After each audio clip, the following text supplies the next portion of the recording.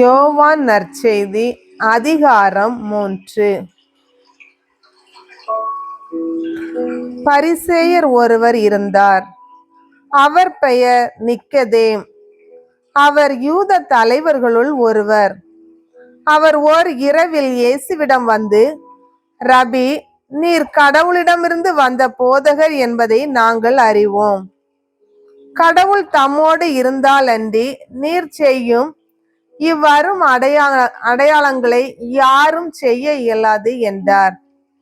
இயேசு அவரை பார்த்து, மறுபடியும் பிறந்தால் அன்றி எவரும் இறையாட்சியை காண இயலாது என மிக உறுதியாக உங்களுக்கு சொல்லுகிறேன் என்றார்.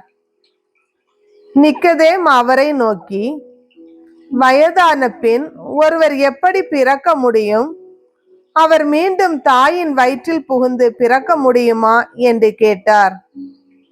இயேசு அவரை பார்த்து, ஒருவர் தண்ணீராலும் தூய ஆவியாலும் பிறந்தால் அன்றி இறையாட்சிக்கு உட்பட இயலாது என்று மிக உறுதியாக உமக்கு சொல்கிறேன். மனிதரால் பிறப்பவர் மனித இயல்பை உடையவர், தூய ஆவியால் பிறப்பவர் தூய ஆவியின் இயல்பை உடையவர். நீங்கள் மறுபடியும் பிறக்க வேண்டும் என்று நான் உமக்கு கூறியது பற்றி நீர் வியப்படைய வேண்டாம். காற்று விரும்பிய திசையில் வீசுகிறது, அதன் ஓசை உமக்கு கேட்கிறது. ஆனால் அது எங்கிருந்து வருகிறது என்றும் எங்கு செல்கிறது என்றும் உமக்கு தெரியாது. தூய ஆவியால் பிறந்த அனைவருக்கும் இது பொருந்தும் என்றார். நிக்கதேம் அவரை பார்த்து, இது எப்படி நிகழ முடியும் என்று கேட்டார். அதற்கு இயேசு கூறியது, நீர் இஸ்ரேல் மக்களிடையே போதகராய் இருந்தும் உமக்கு இது தெரியவில்லையே.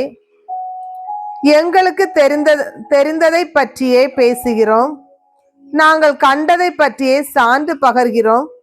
எனினும் எங்கள் சான்றை நீங்கள் ஏற்றுக்கொள்ளவில்லை என உறுதியாக உமக்கு சொல்கிறேன். மண்ணுலகு சார்ந்தவை பற்றி நான் உங்களுக்கு சொன்னதை நீங்கள் நம்பவில்லை என்றால், விண்ணுலகு சார்ந்தவை பற்றி சொல்லும் போது எப்படி நம்ப போகிறீர்கள்?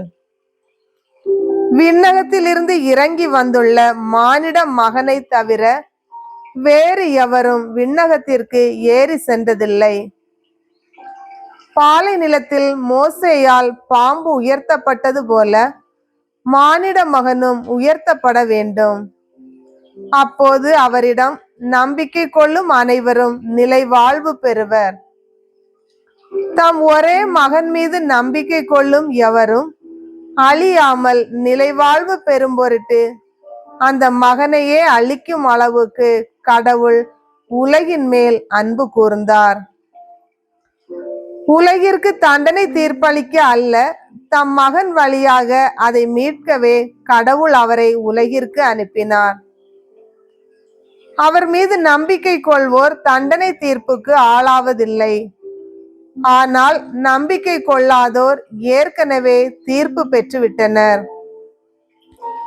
ஏனெனில் அவர்கள் கடவுளின் ஒரே மகனிடம் நம்பிக்கை கொள்ளவில்லை. ஒளி உலகிற்கு வந்திருந்தும் தம் செயல்கள் தீயனவாய் இருந்ததால் மனிதர் ஒளியை விட இருளையே விரும்பினர். இதில் தான் அவர்களுக்கு எதிரான தண்டனை தீர்ப்பு அடங்கியுள்ளது. தீங்கு செய்யும் அனைவரும் ஒளியை வெறுக்கின்றனர். தங்கள் தீச்செயல்கள் வெளியாகிவிடும் என அஞ்சி அவர்கள் ஒளியிடம் வருவதில்லை. உண்மைக்கேற்ப வாழ்பவர்கள் ஒளியிடம் வருகிறார்கள். இதனால் அவர்கள் செய்யும் அனைத்தையும் கடவுளோடு இணைந்தே செய்கிறார்கள் என்பது வெளியாகும்.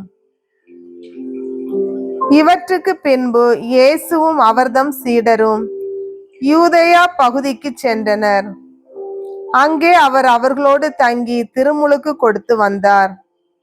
யோவானும் சலீம் என்னும் இடத்துக்கு அருகில் உள்ள ஐனோனில் திருமுழுக்கு கொடுத்து கொண்டிருந்தார். ஏனெனில் அங்கு தண்ணீர் நிறைய இருந்தது. மக்கள் அங்கு சென்று திருமுழுக்கு பெற்று வந்தார்கள். யோவான் சிறையில் அடைக்கப்படும் முன் இவ்வாறு நிகழ்ந்தது. ஒரு நாள் யோவானின் சீடர் சிலருக்கு யூதர் ஒருவருக்கும் இடையே தூய்மை சடங்கு பற்றி விவாதம் எழுந்தது. அவர்கள் யோவானிடம் போய், ரபி, யோர்தான் ஆற்றின் அக்கறை பகுதியில் உம்மோடு ஒருவர் இருந்தாரே, நீரும் அவரை குறித்து சான்று பகர்ந்தீரே, இப்போது அவரும் திருமுழுக்கு கொடுக்கிறார், எல்லாரும் அவரிடம் செல்கின்றனர் என்றார்கள். யோவான் அவர்களை பார்த்து, விண்ணிலிருந்து அருளப்படாவிட்டால் எவரும் எதையும் பெற்றுக்கொள்ள முடியாது. நான் மெசியா அல்ல, மாறாக அவருக்கு முன்னோடியாக அனுப்பப்பட்டவன் என்று நான் கூறியதற்கு நீங்களே சாட்சிகள். மணமகள் மணமகனுக்கே உரியவர்.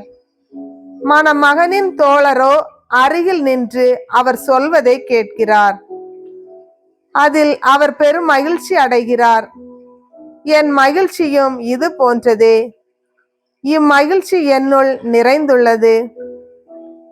அவரது செல்வாக்கு பெருக வேண்டும், எனது செல்வாக்கு குறைய வேண்டும் என்றார்.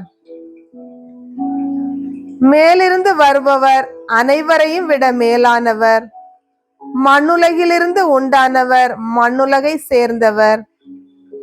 மண்ணுலகு சார்ந்தவை பற்றியே அவர் பேசுகிறார். விண்ணுலகிலிருந்து வருபவர் அனைவருக்கும் மேலானவர். தாம் கண்டதையும் கேட்டதையும் பற்றியே அவர் சான்று பகர்கிறார். எனினும் அவர் தரும் சான்றை எவரும் ஏற்றுக்கொள்வதில்லை. அவர் தரும் சான்றை ஏற்றுக்கொள்பவர் கடவுள் உண்மையானவர் என்பதை உறுதிப்படுத்துகிறார். கடவுளால் அனுப்ப பெற்றவர் கடவுளின் வார்த்தைகளை பேசுகிறார். கடவுள் அவருக்கு தம் ஆவிக்குரிய கொடைகளை அளவின்றி கொடுக்கிறார். தந்தை மகன் மேல் அன்பு கூர்ந்து அனைத்தையும் அவர் கையில் ஒப்படைத்துள்ளார். மகனிடம் நம்பிக்கை கொள்வோர் நிலை வாழ்வை பெறுவர். நம்பிக்கை கொள்ளாதோர் வாழ்வை காண மாட்டார். மாறாக கடவுளின் சினம் அவர்கள் மேல் வந்து சேரும். ஆண்டவரின் அருள்வாக்கு.